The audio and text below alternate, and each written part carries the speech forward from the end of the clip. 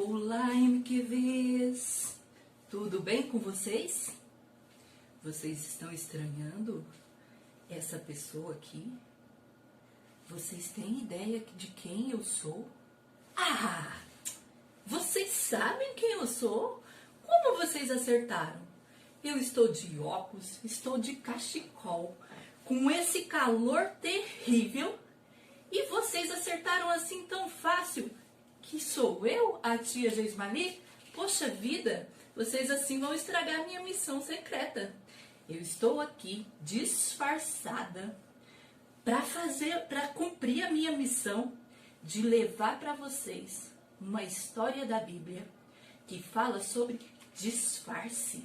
Olha, e nós vamos então hoje estudar a Bíblia no livro de Josué, do capítulo 9 até o capítulo 10, e descobrir qual missão secreta é essa. Poxa vida, achei que eu ia enganar vocês, mas vocês são espertos, não se deixam enganar, né? Rapidamente descobriram que era eu.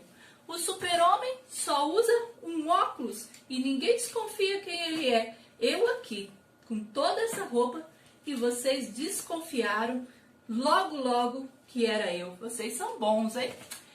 Mas então, o livro de Josué, as histórias que nós estamos acompanhando, conta sobre um pessoal que fez um disfarce. Vamos tentar descobrir qual é?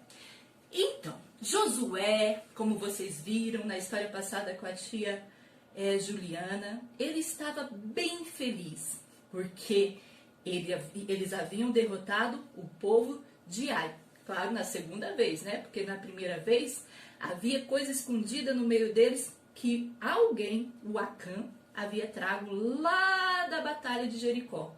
Coisas condenáveis, coisas que o Senhor falou que não era para fazer. E ele havia escondido capa babilônica, algumas coisas debaixo da tenda dele, né? Mas ele foi descoberto.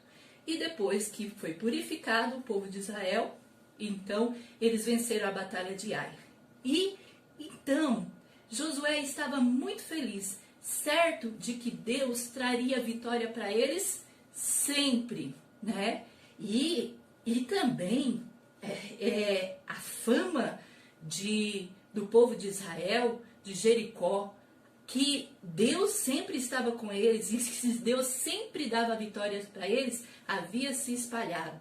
E os reis daquela região estavam tremendo de medo de que então o povo de Israel fosse até a cidade deles. E isso certamente iria acontecer. Mas havia um outro povo, os gibeonitas, que eles estavam pensando diferente. O que acontece? O que será que eles fizeram? Acontece que parecia tudo bem. Chegou então no arraial, no acampamento do povo de Israel, alguns homens. Olha só esses homens.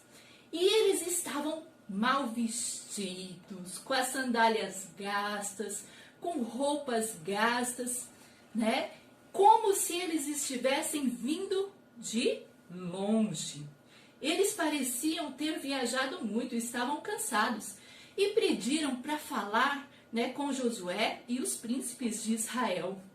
E eles tinham uma proposta. Eles falaram assim para Josué: olha só, nós viemos de longe. Estamos cansados porque viemos de longe. Olha só os nossos odres. Os nossos odres estão até envelhecidos, né? Odres era um lugar que eles transportavam vinho feito de couro de bode, né? Então, eles transportavam vinho nisso. E eles então falaram para Josué: nós estamos aqui porque soubemos que o seu Deus é um Deus tão grande, mas tão grande, que nós estamos dispostos a te servir. Nós queremos ser seus servos, mas queremos firmar com você um acordo de paz, né? Nós queremos que vocês prometam que não vão guerrear com o nosso povo, porque nem interessa para vocês. Nós moramos muito longe da região que vocês querem ficar, da região de Canaã. Nós somos de um povo distante. As pessoas de Israel deram uma desconfiada. Pensaram, não, será que vocês não são daqui de perto? E estão dizendo que são de longe? E eles, não, olha aqui as provas. Veja, como eu já disse, o odre, as sandálias, nossas roupas se gastaram de tão longe que nós viemos. E até, olha só, deixa eu te mostrar. Nós saímos de casa, esse pão era quentinho. Agora ele está todo embolorado, né? De tão velho, bolorado, seco, duro, de tão velho que ele ficou da viagem. Olha só. Então, os líderes de Israel acreditaram, né? Depois de tantas provas, depois de tantas coisas, eles acreditaram. E ao invés de consultar a Deus, se deviam ou não fazer um acordo de paz, eles, fizeram um acordo, uma aliança com esse povo, com os gibeonitas. E eles fizeram uma aliança de que não iria guerrear com eles.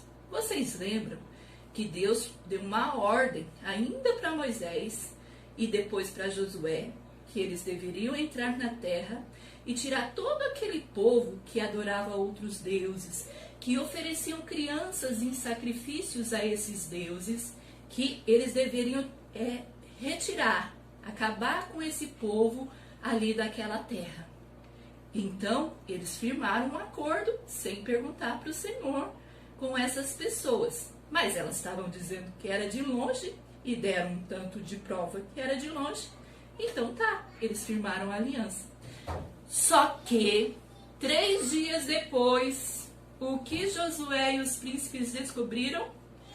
Que aquele pessoal estava mentindo. Eles tinham preparado um disfarce. Haviam feito então um disfarce para enganar aquele povo. Se vestiram daquela forma para parecer realmente que estavam há muito tempo no caminho, que estavam vindo de um lugar distante que não interessava a cidade deles ao povo de Israel, a Deus. E aí Josué mandou chamá-los. Diante dessa descoberta, eles chamaram os gibeonitas para prestar contas, né, do que havia feito. E eles então disseram ao povo de Israel, não, nós fizemos isso porque nós soubemos que o Deus de vocês é muito poderoso e que tudo que vocês fazem, orientado pelo Deus de vocês, vocês vencem, vocês ganham, e nós não tínhamos chance nenhuma contra vocês. E nós resolvemos então nos juntar a vocês em um acordo de paz. O povo, né, tinha ficado chateado, muita gente não queria manter esse acordo de paz, mas os príncipes disseram, não, a palavra que nós demos, a palavra que nós empenhamos, nós devemos cumprir, porque nós fizemos uma aliança com esse povo em nome do Deus de Israel.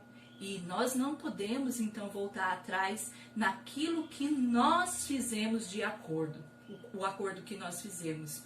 Então, eles resolveram cumprir a aliança. Só que é claro que isso teria uma consequência.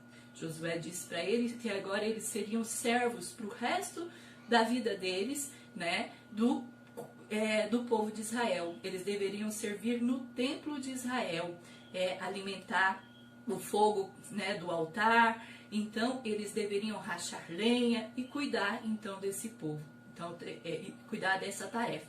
Então teve esta consequência. Mas agora Israel tinha uma aliança com os gibeonitas, o povo da cidade de Gibeão. Acontece que pouquinho tempo depois desse episódio, uma coisa estranha aconteceu. Aqueles reis que estavam com medo de Israel, quando souberam que o povo de Gibeão havia feito aliança com o povo de Israel, eles resolveram se unir. 5 reis no total se uniram para lutar contra os gibeonitas, para atacar a cidade de Gibeão. E aí os gibeonitas foram pedir ajuda para quem? Para o povo de Israel, com quem eles haviam feito aliança. E eles então pediram ajuda. E aí, o que vocês acham? O povo de Israel deveria ajudar, tendo em vista que foram enganados por eles?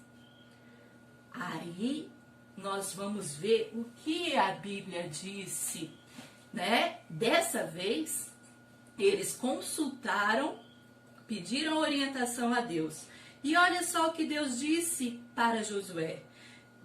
No capítulo 10 de Josué, versículo 8, diz assim: Disse o Senhor a Josué: Não os tema, porque nas tuas mãos os entregarei. Nenhum deles te poderá resistir. Ou seja, o que Deus disse, que ele deveria sair daquele lugar que ele estava de Gilgal, ir até Gibeão, socorrer o povo de Gibeão, que aqueles 5 reis não iriam resistir em batalha ao povo de Israel, que ele deveria ir lá guerrear e manter a sua palavra. E esse deve ser também o nosso jeito como cristãos. Nós representamos o Deus de Israel. Então, o que a gente fala, o que a gente diz, deve se cumprir. Nós devemos fazer exatamente o que nós prometemos fazer. Se você diz para a mamãe: mamãe, eu vou arrumar o quarto. E aí, de repente, você fala: ixi, mas meu quarto está muito bagunçado, vai dar muito trabalho, eu não vou fazer. Você é um cristão, você é um filho de Deus. Você disse que ia fazer uma coisa, você deve fazer. Que a palavra do cristão é sim, sim e não, não. Aí então eles foram ajudar este povo. Acontece que, imagina, eram 5 reis. Foi uma batalha muito grande, mas Deus estava com o povo de Israel. Deus fez cair chuva de pedra sobre o povo inimigo. Olha, tanta coisa aconteceu. Acontece que também aconteceu uma outra coisa bem diferente, que só aconteceu naquela época. Eles estavam guerreando e, de repente, Josué pede a Deus uma coisa. Ele pede, olha só o que ele pediu lá no capítulo 10, do versículo 12 até o versículo 13, que diz assim: Então Josué falou ao Senhor, no dia em que o Senhor entregou os amorreus nas mãos dos filhos de Israel, e disse na presença dos israelitas: Sol, detém-se em Gibeão, e tu, lua, no vale de Aijalon. E o sol se deteve e a lua parou, até que o povo se vingou de seus inimigos. Não está escrito no livro dos justos? O sol, pois, se deteve no meio do céu e não se apressou a pôr-se quase um dia inteiro. Olha só, né? Então, como que a gente sabe que o tempo está passando? A gente sabe porque a gente vê o movimento do sol, né? O sol nasce e o sol se põe, né? E acaba-se o dia. Mas Josué, para terminar aquela batalha, então pede para que o sol pare no meio, né? Lá como se fosse meio-dia, né? Ficasse bem clarinho. Então eles conseguem, né, com o auxílio de Deus, derrotar aquele povo. Ó, veja o que no versículo 14 agora do capítulo 10 diz: Não houve dia semelhante a este, nem antes nem depois dele, tendo o Senhor assim atendido à voz de um homem, porque o Senhor pelejava por Israel. Por que o pedido de José foi aceito? Porque o Senhor estava com eles. Era o Senhor quem cuidava deles. Era o Senhor que pelejava por eles. Era aquela guerra, aquela luta, aquela batalha, era do Senhor. O Senhor também está conosco sempre. O cristão tem esse privilégio de estar com o Senhor em todos os momentos. Só que na história de hoje, nós aprendemos uma coisa bem interessante. O cristão nunca deve perder de vista que ele tem que buscar em todos os momentos, em todas as coisas, a orientação do Senhor. Gravem isso, ó. que nós podemos aprender com esses personagens aqui, os gibeonitas? Eles inventaram, criaram um disfarce para ir lá e enganar o povo de Israel. As aparências às vezes enganam. Existem coisas que podem nos enganar, mas para que nós não sejamos enganados, nós devemos buscar a orientação do Senhor. O povo de Josué, o povo de Israel, errou ao não pedir orientação primeiro ao Senhor antes de firmar um acordo de paz. E nós também, às vezes, podemos errar. Sabe aquelas situações em que a gente é enganado pela aparência? Às vezes, você vê um comercial de TV e as pessoas parecem lindas, maravilhosas, bem-sucedidas, e você, já logo, eu queria ser como aquela pessoa, queria ter dinheiro como aquela pessoa, para comprar tantos brinquedos como ela, como aquela criança, mas as aparências enganam. Estas coisas não trazem felicidade. A nossa felicidade está em nos alegrarmos sempre no Senhor. Uma outra situação, às vezes, você pode se enganar com algumas aparências, e você também pode, por exemplo, desfazer de alguma pessoa porque acha que ela é muito diferente de você, porque acha que ela é estranha, algum amiguinho na escola que todo mundo diz, aquele menino é estranho, não faça amizade com ele. Isso também é você se deixar levar pelas aparências. Nós devemos, ter paz com todos. A Bíblia nos orienta. Olha só, o que é buscar a orientação de Deus? Vejam bem, Deus nos deixou a orientação dele pela Bíblia. Nós devemos tanto orar, buscando a orientação de Deus sobre o que devemos fazer, como ouvir a sua palavra, o que ele nos orienta. E a sua orientação nessas situações seria o quê? Por exemplo, na situação de comprar brinquedos por causa da aparência, porque o outro tem, porque isso ou porque aquilo, porque você quer ser igual ao outro. A Bíblia diz que nós não devemos ser consumistas, nós devemos nos contentar com aquilo que ele nos dá, Então nós devemos nós temos uma orientação do Senhor, vamos ouvi-la. Também nós podemos, no caso, por exemplo, da criança, que parece para você alguém estranho, que se você chegar perto dela, as outras pessoas vão achar que você está andando com alguém que é esquisitão, Não se deixe levar de novo pelas aparências. O que a Bíblia diz? Que você deve ser um bom amigo, você deve ser fiel. Então você tem uma orientação do Senhor para fazer a vontade do Senhor. Quando nós fazemos a vontade do Senhor, nós seremos bem-sucedidos. O versículo que vocês estão decorando está lá em Provérbios, capítulo 28, no versículo 13, que diz o seguinte: o que encobre as suas transgressões jamais prosperará. Ou seja, se você tentar fazer como os gibeonitas, que tentaram esconder quem eles realmente eram, você não irá prosperar diante de Deus. Mas você deve falar com o Senhor daquilo que você tem feito, daquilo que você tem feito de errado. Você tem se deixado levar pelas aparências. Você não tem buscado a orientação de Deus para realizar as suas atividades, nas situações que você vive, na escola, em casa. Busque a orientação do Senhor e não esconda nada do Senhor. Aquele pecado que está no seu coração deve ser confessado e deixado. Quando você deixa o pecado, para de encobrir aquilo que você está fazendo de errado, o Senhor então faz com que você, prospere. Então, vamos lá, a lição de hoje é: busque sempre orientação no Senhor. Vamos orar, pedir a orientação do Senhor para as nossas vidas? Senhor, eu quero te agradecer porque o Senhor é bom e o Senhor sempre está com o seu povo.